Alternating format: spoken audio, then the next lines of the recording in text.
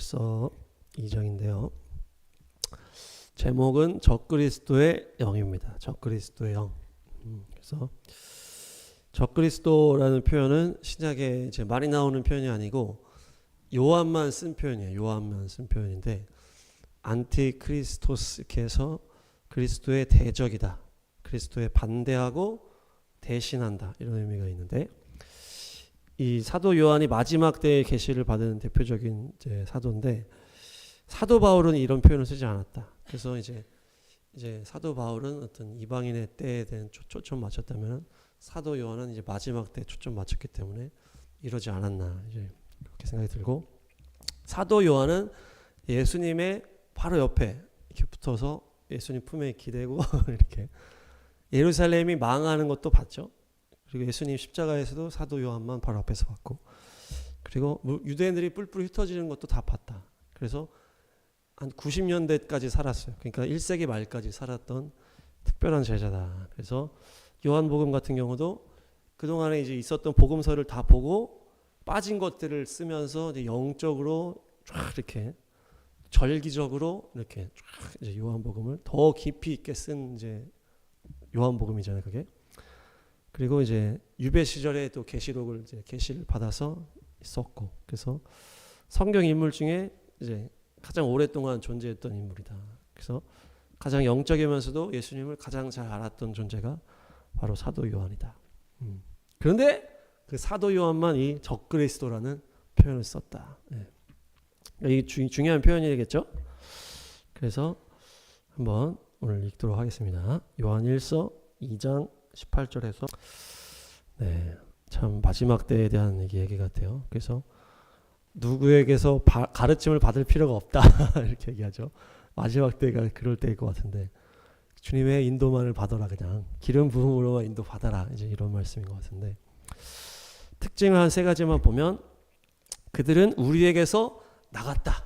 그렇죠? 적그리스도가 우리에게서 나갔다. 그러니까 그냥 불교가 적그리스도가 아니라는 거예요. 교회 안에서 나간 존재. 통일교나 신천지도 다 그리스도 안에서 나간 사람들이잖아요. 그 사람들이.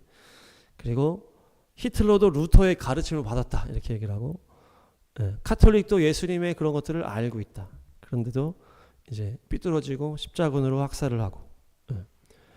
그러니까 진리를 알지만 잘못 알고 있고 부분적으로 알고 미혹되고 그런 것들이 적그리스도형이다. 카톨릭이 적그리스도형이고 이슬람이 적그리스도형이다. 이슬람도 기독교 유대교 짬뽕이라고 그랬잖아요, 우리가.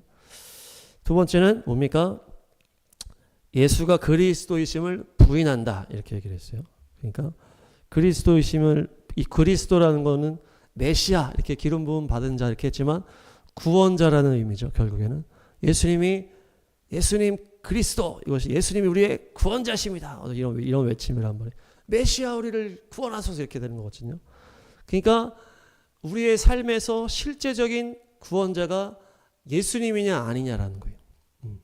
그것이 이 적그리스도의 영의 이제 미혹인데 실제적인 구원이 예수님이 아니고 의사 선생님이고 실제적인 구원이 어떤 과학자고 어떤 권력자고 어떤 돈이다. 이렇게 되는 것이 적그리스도의 영의 미혹이다. 그래서 카톨릭에서는 결국에 마리아가 그들의 구원자가 되어버렸고 이슬람에서는 마호메트가 그들의 구원자가 됐다. 그것이 적그리스도의 영이고 우리도 신앙생활을 할 때 내가 실제적으로 예수님을 의지하지 않고 실제적으로 다른 것들을 의지하고 있다라면 이것이 적그리스도의 영에 미혹되는 과정이다. 그래서 인본주의도 똑같죠? 네. 과학이 중요하고 의학이 중요해. 인간적인 것도 중요해. 그런 게 더 사실 실제적인 거야. 예수님 이름 의지해서 이렇게 기적 이런 게 아니고 과학 이런 의학 인본적인 것이 실질적인 더 중요한 거야 하면서 실질적인 것은 그거에 더 의지하는 거예요. 그게 인본주의에 물든 기독교다. 그래서 제가 창조론 진화론 영상에 댓글 막 달았다고 했잖아요. 그랬더니 막 악플 중에 왜 과학의 종교를 가지고 와냐 이렇게 표현을 하는 거예요. 왜 과학과 종교를 이거를 구별해놔야 되는데 왜 종교를 가지고 왔냐 이렇게. 그러니까 예수님이란 어떤 그냥 종교라는 인식을 한다는 거죠. 예수님은 모든 것이고 통치자이시고 우리의 창조주시고 우리의 모든 것과 함께 하시는 우리 주님이신데 깊이 안 들어간 사람들은 그냥 종교라는 거, 종교. 왜 실제적인 게 과학이란 얘기죠. 왜 실제적인 거에 종교를 갖다 붙이냐 이렇게 얘기를 하는 거예요. 이스라엘이 열리지 않는 것도 어떤 겁니까? 예수님은 그냥 옛날에 있었던 분이고 우리가 죽어야 만나는 분이야. 지금 우리의 삶의 지금 역사 속에 일하시는 분이 아니야. 이렇게 되는 거예요. 그래서 이스라엘이 안 열리는 거거든요. 예. 이스라엘이 열리는 사람들은 지금 1948년 이스라엘 나라가 회복된 것도 하나님의 역사요. 알리야도 하나님의 역사요. 마지막에 이런 것들이 다 하나님의 역사이기 때문에 하나님의 역사를 눈으로 보고 믿는 거죠. 그것이 안 되니까 그냥 성경 이야기처럼 받아들이고 그러니까 성경을 문학적으로 해석을 하는 거예요. 기적으로 해석하는 것이 아니고 그것이 인본주의요. 그게 적그리스도의 영이다. 마지막 때. 전문가가 더 중요하다고 판단을 하는 거예요. 그래서 기적을 믿지 않는 그런 것들이고 세 번째는 아버지와 아들을 부인한다. 이렇게 하잖아요. 누가 거짓말의 증입니까? 예수가 그리스도의 심을 부인하고 아버지와 아들을 부인한다. 여러 가지 해석이 있을 수 있겠지만 이것은 영과 육의 관계를 부인한다. 이렇게 볼 수가 있어요. 아버지는 하나님은 영이시니 아버지는 영. 근데 아들로 오신 예수님은 인간 육으로 오셨잖아요. 영과 육의 관계성을 말하는 거예요. 그것을 부인한다. 이렇게 하는 것이 뭡니까? 관계가 없다라고 이렇게 하는 것이죠. 그 당시에 이 요한이 겪었던 이 당시에 그 이단이 영지주의라는 이단인데 이들의 어떤 이런 표현이 뭐냐면 육이 부정하다 이렇게 얘기를 해요. 육이 부정한 거예요. 영만 거룩하다. 그래서 영지, 영적인 지식으로 육에서 탈출해라. 이런 건데 영과 육의 연결고리를 잘라버리는 거예요. 육은 악해. 그러니까 삶을 다 부정하게 만드는 거예요. 그러니까 이단도 이런 차원으로 이제 흘러가는 거죠. 신천지나 이런 애들도 다 이만희가 만든 지식이잖아요. 그게 막 그렇게 다 비유법으로 만들어가지고 짜 맞춘 이게 자기들한테는 영지인 거예요. 그래서 이게 최고고 너의 삶은 다 부정해버려. 여기에 다 갖다 바쳐. 이렇게 되는 거예요. 그러니까 나의 삶이 세워져 가고 완성되어 가고 하나님 앞에 온전하게 가는 것이 아니고 망가지고 깨져버리고 이런 것들이 이 이단의 열매가 그런 거예요. 여호와의 증인도 지식에 치우쳤다 그랬고 그래서 모든 삶의 이런 것들을 다 부정하게 되는 거예요. 구원파도 원리도 똑같은데 좀 반대죠. 영과 육이 완전히 다르다 이렇게 해서 구원받았으니까 마음대로 살아 이렇게 되는 거예요. 그러니까 영은 육이 마음대로 살아도 영은 피해를 입지 않아 이렇게 되는 거예요. 그러니까 우리가 영과 육이 연결이 있기 때문에 우리가 성화를 하는 거잖아요. 근데 이들은 이걸 완전히 육은 완전 악하고 이걸 이렇게 해서 완전히 구별해서 오히려 방탕으로 가는 것이 구원파다. 그러니까 하나님께서 이스라엘에게 구약에서 계시하시고 예수님으로 완성해 주신 것은 온전함으로 가는 것이 우리가 영혼육이 다 온전해지는 것이요. 다 연결이 돼 있다는 얘기예요. 근데 이것을 잘라버리고 육은 부정하다 하면서 이거를 딱 연결고리를 잘라버리는 것이요. 이게 바로 이 또 적그리스도의 어떤 이제 특징이라는 거죠. 카톨릭도 그러기 때문에 카톨릭도 거룩한 전쟁이다 하면서 십자군으로 다 죽여버리는 거예요. 이게 그냥 다 구분이 되어 있는 거예요. 이슬람도 거룩한 전쟁이라 하면서 테러를 하면서 막 죽이잖아요. 이게 따로 노는 거예요. 이중인격이 되는 거죠, 한마디로. 우리가 믿는 어떤 그런 것과 실제 삶을 다 구별시켜 버리는 거예요. 그게 적그리스도의 영이다. 네, 분별하시기를 바랍니다. 네. 다음 말씀 보시면 18절에 보니까 지금은 마지막 때입니다. 그래서 그리스도의 적대자가 나타났다. 그러니까 사도 요한은 그때부터 마지막 때라고 얘기를 하는 거예요. 그래서 신학적으로는 예수님 이후부터는 계속 마지막 때다 이렇게 얘기하거든요. 그러니까 이제 종말이 그때부터 시작됐다 이렇게 얘기를 하면서 실제 마지막 때에 대해서는 사람들이 얘기를 못하게 만드는 거죠. 결과적으로 예수님 이후부터 계속 마지막 때야.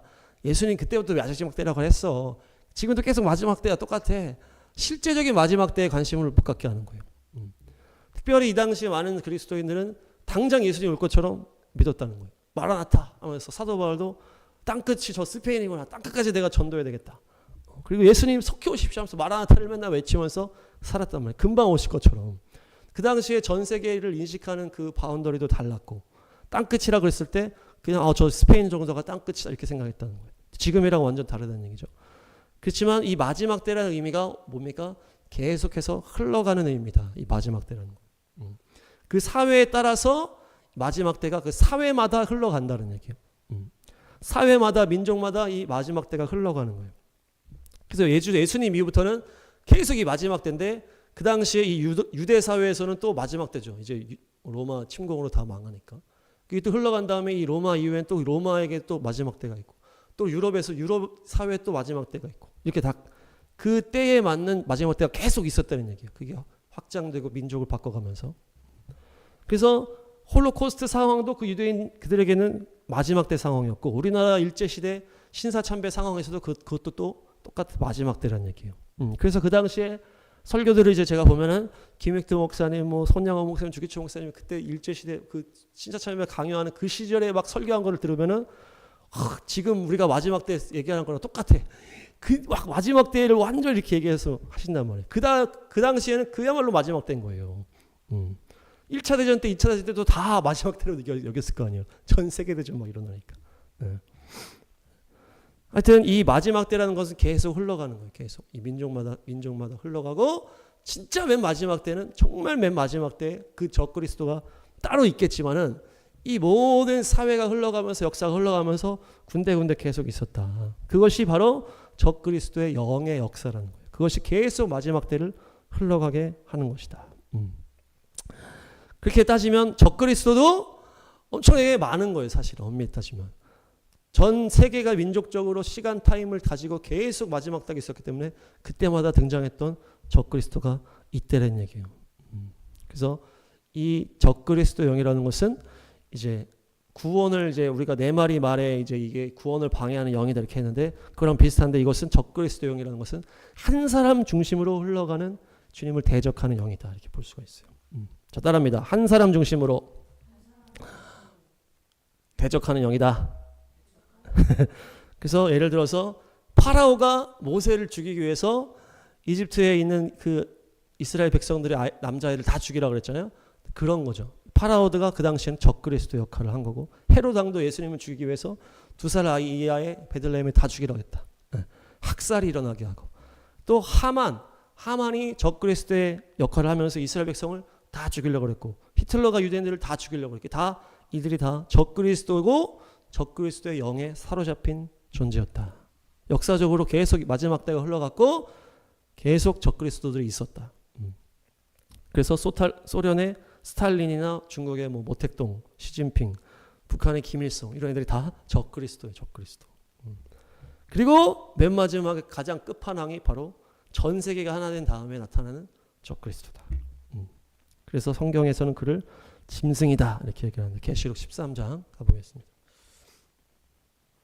네, 이게 이제 적그리스도 마지막 때에 나타나는 끝판왕 적그리스도를 말하는데 바다에서 짐승이 올라온다. 이 바다는 죄 많은 세상을 말하는 거예요. 그 세상에서 죄 많은 이 세상 속에서 나타나는 적그리스도인데 이때 이가 모두를 통치할 권세를 받게 된다. 짐승이 이제 뿔 열과 머리 7이 이제 달려 있다고 하는데 왕관이 이렇게 씌워져 있다고 하잖아요. 그 머리 하나하나에 하나님을 모독하는 이름이 쓰여져 있다. 그 머리가 7개고 뿔은 10개다.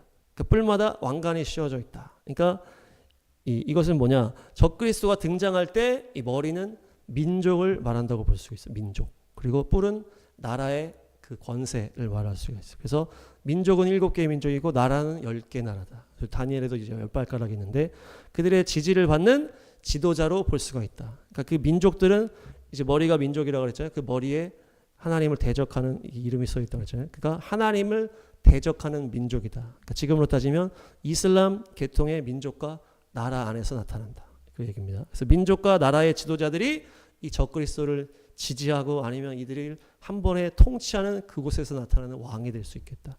이슬람 어떤 뭐 제국의 통치자 같은 그런 느낌으로 볼 수도 있고. 2절을 보니까 용이 나오는데 용이 짐승에게 힘을 주는 거예요. 그러니까 이 용이 이제 마귀잖아요. 이 용이 가지고 있는 권세를 이 짐승에게 그대로 주는 거예요.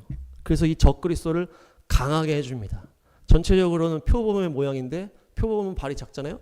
근데 발은 또 곰처럼 커. 표범은 얼굴이 이렇게 크지 않은데 사자처럼 또 입이 이렇게 큰 거예요. 그러니까 강력한데 엄청나게 강력하다라는 말을 하는 거예요. 그러니까 용이 용이 가지고 있는 모든 권세를 이 적그리스도에게 준다. 그래서 이제 하나님께서 성령으로 예수님에게 기름을 부어서 능력을 막 주셨잖아요. 그래서 예수님의 능력이 엄청났는데 적그리스도는 마귀가 제대로 능력을 부어주는 인물이다. 그래서 자기의 힘과 왕위와 권세를 줬다. 근데 이 용이 가진 힘과 권세는 뭡니까? 이 세상의 죄로 인한 권세잖아요. 그래서 아담이 이제 통치자지만 아담이 죄를 짓고 사탄에게 그걸 넘겨준 게 그 왕권이 된 건데, 그러니까 그 사탄이 갖고 있는 죄에 대한 왕권을 이 적그리스도에게 다 주는 거예요. 그러니까 온 세상이 이제 마귀에게 이제 죄 때문에 속하지잖아요. 근데 그 왕권을 적그리스도에게 줬다는 얘기는 죄인들이 이 모두 다 이 적그리스도에게 충성하고 열광한다는 얘기예요. 마치 독일에서 히틀러가 독일 사람들이 히틀러를 다 막 하이트하면서 막 했잖아요. 북한에서 김일성을 다 막 충성하고 했잖아요. 그런 느낌으로 전 세계가 다 그렇게 된다.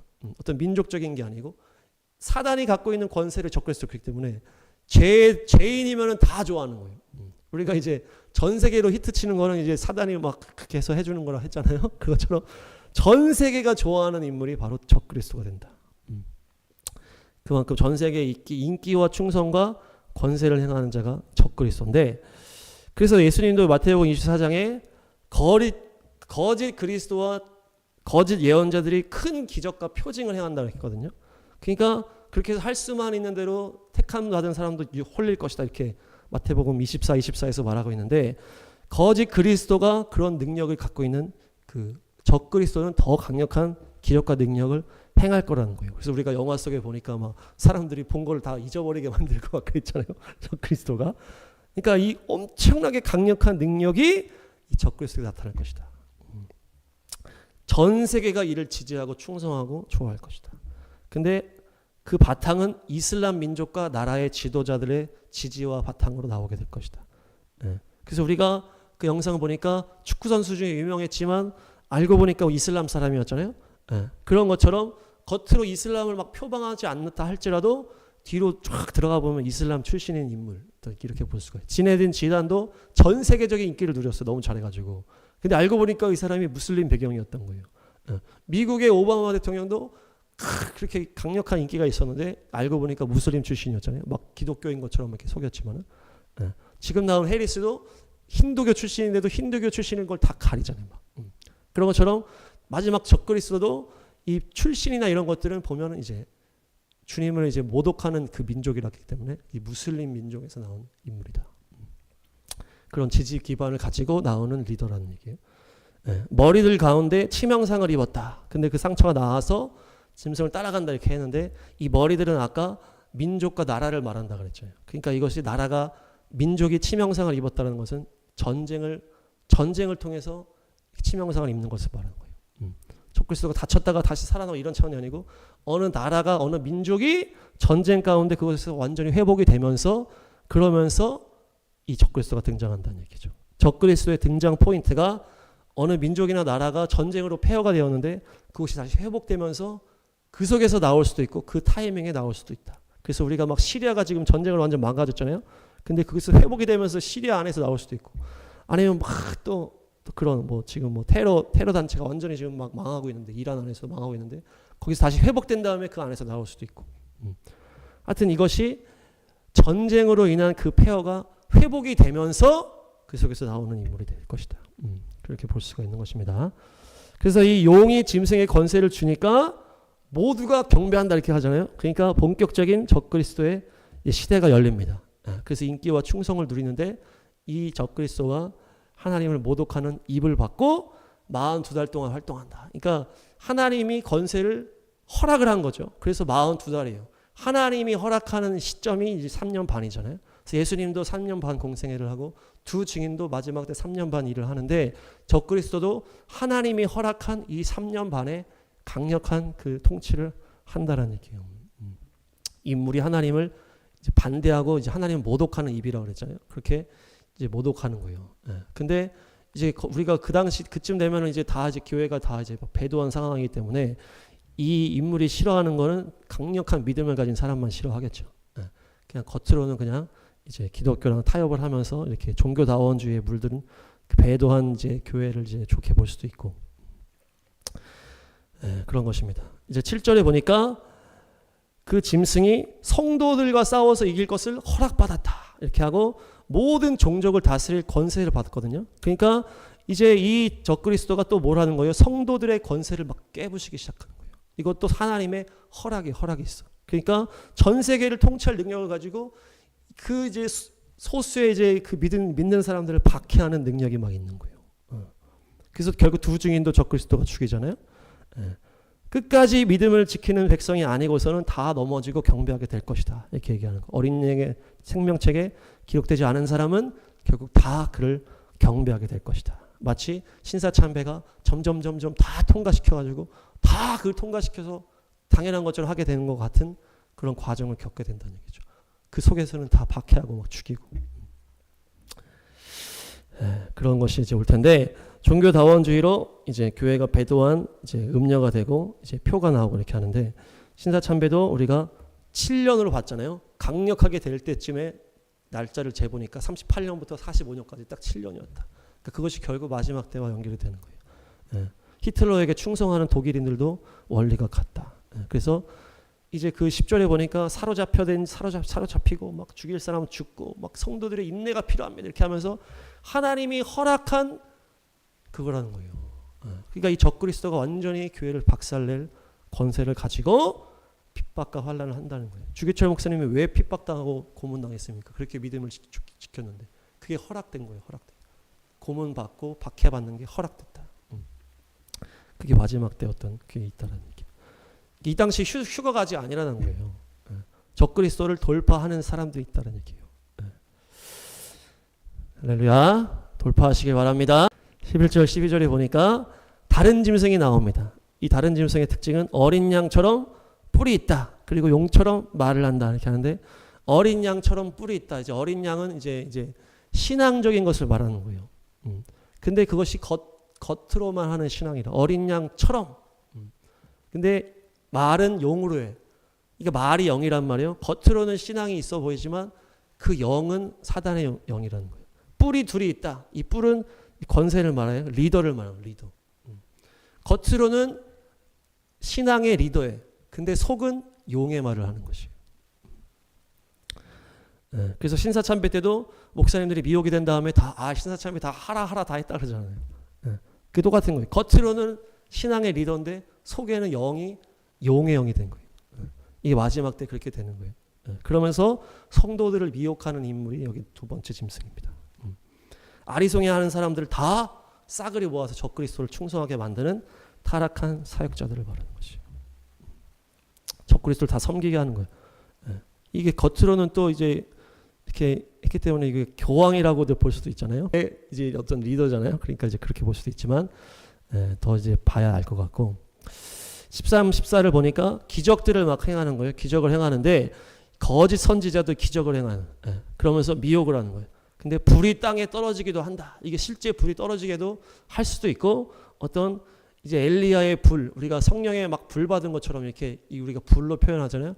마치 겉으로는 이제 우리가 막 은혜 받은 것 같은 그런 것도 흉내낼 수가 있는 존재다. 그러니까 막 하나님의 불이 떨어진 것처럼 흉내낼 수 있는 그런 존재. 그래서 이 거짓 선지자죠. 거짓 선지자. 이렇게 미혹을 해서 결국에는 적그리스도에게 연결하는 존재. 근데 이가 또 어떻게 합니까? 적그리스도의 우상을 만들게 이렇게 하는데, 이 우상은 다니엘 시대에 그냥 똑바로 서 있는 이런 우상을 말한다기보다는 지금 우리 시대가 볼 수 있는 사이보그나 어떤 로봇과 같은 그런 분위기로 해석하는 게 맞아요. 15절을 보면은 첫째 짐승 우상을 만들고 생기를 넣어줬다, 이런 표현이 나오거든요. 이 생기를 넣어줬다라는 게 하나님의 창조와 지금 연결되는 거예요. 하나님이 흙으로 사람 만들고 생기를 넣어서 그때부터 생명에 대해서 말을 했잖아요. 그래서 이 짐승의 우상에게 생기를 넣어주고, 이것이 결국에 이제 사이보그나 로봇 같은 어떤 그런 것들을 만들어서 그 AI 같은 걸로 이야기를 하게 하고, 그렇게 완전히 어떻게 보면 강력한 어떤 인조인과 같은 존재를 만든다라는 거예요. 둘째 짐승이 능력을 받아서.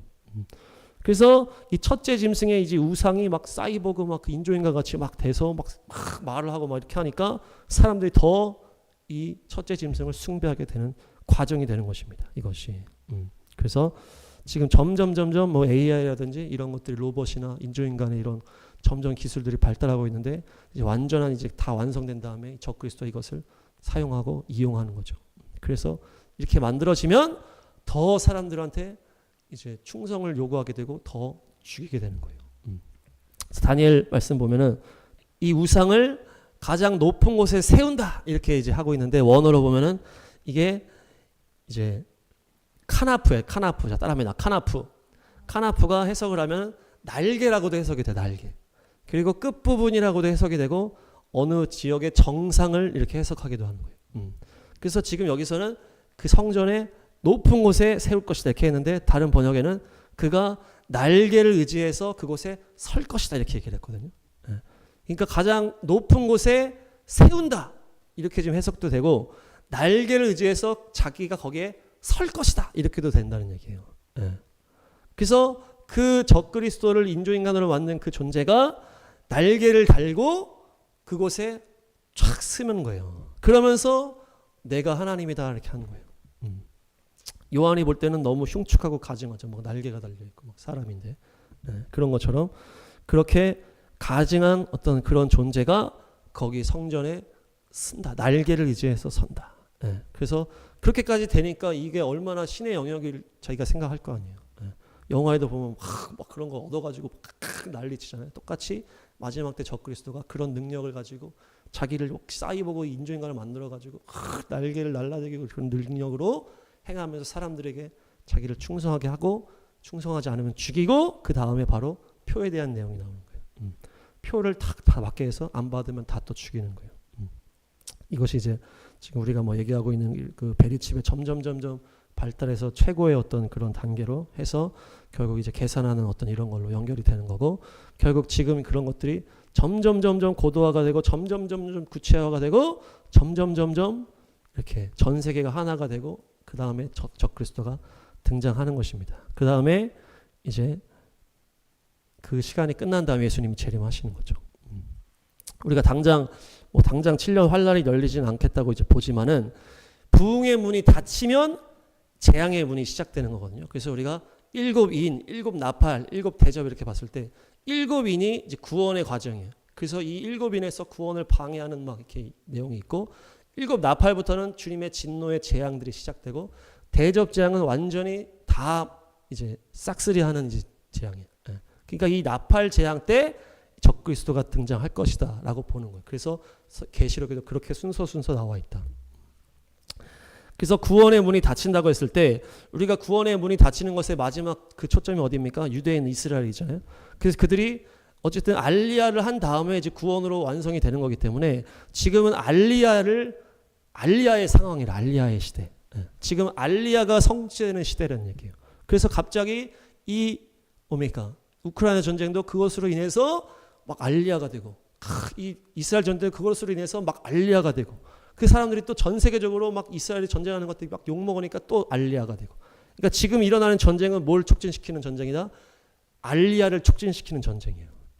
왜냐? 구원의 완성은 이스라엘로 마무리가 될 거기 때문에 이스라엘이 구원의 마침표를 찍기 위해서는 알리야가 먼저 돼야 되기 때문에 지금 일어나는 전쟁들은 알리야를 촉진시켜서 결국 유대인들의 구원을 완성하는 단계로 나아가는 시점이라는 얘기예요.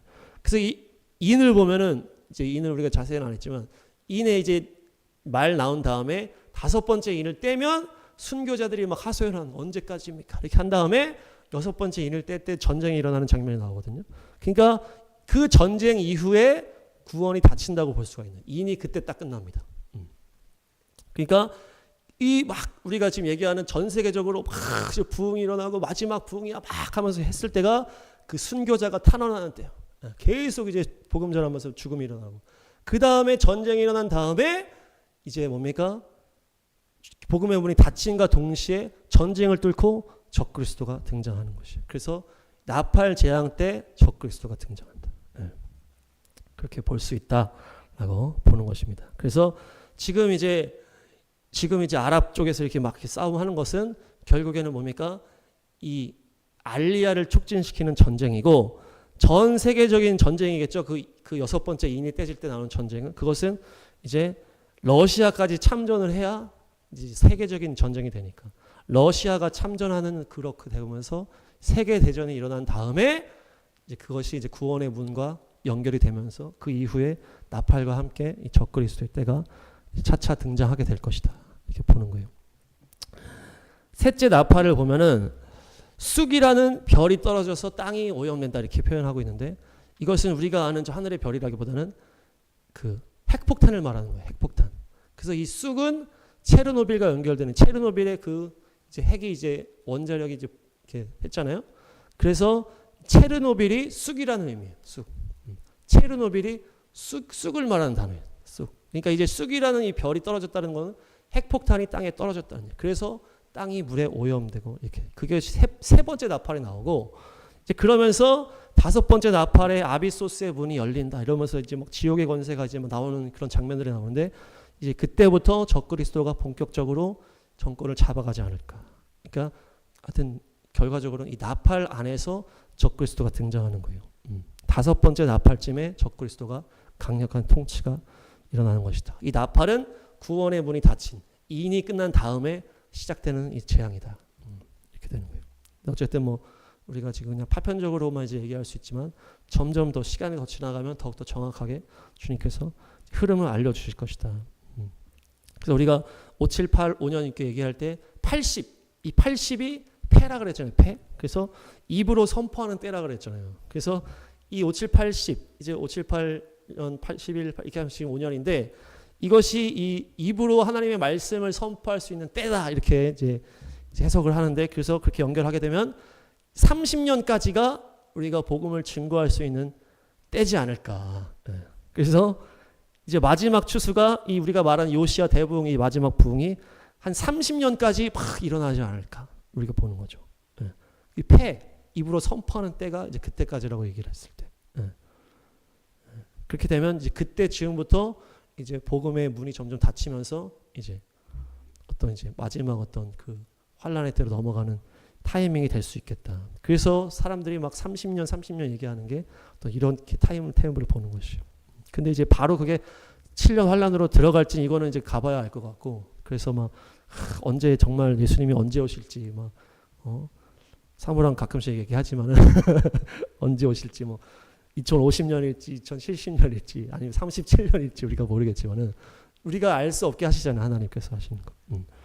그렇지만 어쨌든 이런 어떤 전 세계가 흘러가고 이제 이렇게 적그리스도의 어떤 영으로 인하여서 결국 마지막에는 강력한 그 적그리스도가 등장할 것들이 점점 흐름이 완성되어 가고 있다. 그래서 우리가 코로나가 전 세계의 재앙으로 세팅된 때다 이렇게 얘기하면서 그 코로나 2020년이 또 중요한 시점이다 이렇게 얘기를 하는데 그래서 결국 지금 30년까지가 우리가 정말 열심히 기도하고 복음을 전하고 해야 될 때라는 얘기 30년까지가.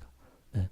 이 마지막 선교 완성 그 부흥의 때를 이루기 위해서 또 이스라엘까지 달려가고 그래서 이제 막 지금 막 전쟁이 일어나고 하면서 계속 알리야하고 우리가 또 알리야 위해서 계속 기도해야 돼. 지금 하나님의 때가 알리야에 있다는 거예요. 그리고 전 세계 구석구석에 복음이 폭발적으로 일어나서 그들이 마지막 예수님 오실 길이 예비되는 때가 30년까지가 우리가 목표로 나가야 된다.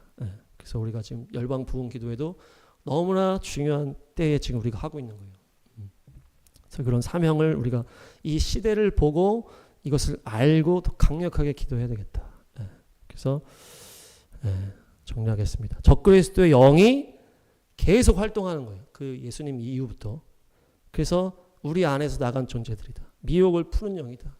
부분적으로 진리를 알면서 이단과 같이 넘어지게 하는 카톨릭 이슬람과 같이 짬뽕시키고 이렇게 하는 것들이. 두 번째는 예수님이 그리스도이심을 부정하게 만든다. 실질적인 도움을 주는 분이 아니고 그 예수님은 신앙에만 갇혀있는 분으로만 만드는 것이 마지막 때 적그리스도의 영이다. 그 사람들이 인본주의로 흘러가는 것이 다 그런 것이죠. 실질적인 것은 의사를 의지하고 전문가를 의지하고 기술을 의지하고 이렇게 하게 되는 거예요. 계속. 실질적인 것에서 예수님이 점점 빠지게 되는 거예요. 이 세상의 역사도 실질적인 역사 통치자가 예수님이 아니고 이것은 그냥 이렇게 권력으로 흘러가는 거죠. 예수님은 그냥 죽어서 만나는 분이야. 이렇게만 생각하는 것이 마지막 적그리스도 영이다. 세 번째는 아버지와 아들을 부인한다.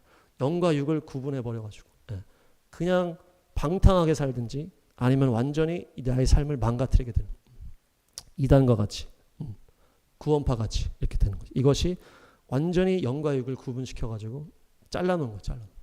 우리가 영혼육이 주님 안에서 온전하게 회복되는 게 주님 안으로 가는 것인데, 잘라놓고 완전히 치우친다든지 망가뜨린다든지 완전히 방탕으로 간다든지, 이것이 바로 적그리스도형입니다. 그래서 우리가 이것을 분별하고, 또한 지금 말한 것처럼 적그리스도의 때를 우리가 또 계시록에서 이렇게 봤던 것처럼 이 전 세계의 시점을 보면서 우리가 무엇을 위해 기도해야 될지, 그렇게 해서 이 전쟁의 때 우리가 알리야를 위해서 더 기도하고 이스라엘을 위해서 더 기도해서 구원의 완성을 이루기 위해서 우리가 또 열방을 향해서 기도하고, 그렇게 해서 영분별을 통해서 거룩한 신부로 구별되어 끝까지 승리하시는 여러분들의 시기를 축복합니다.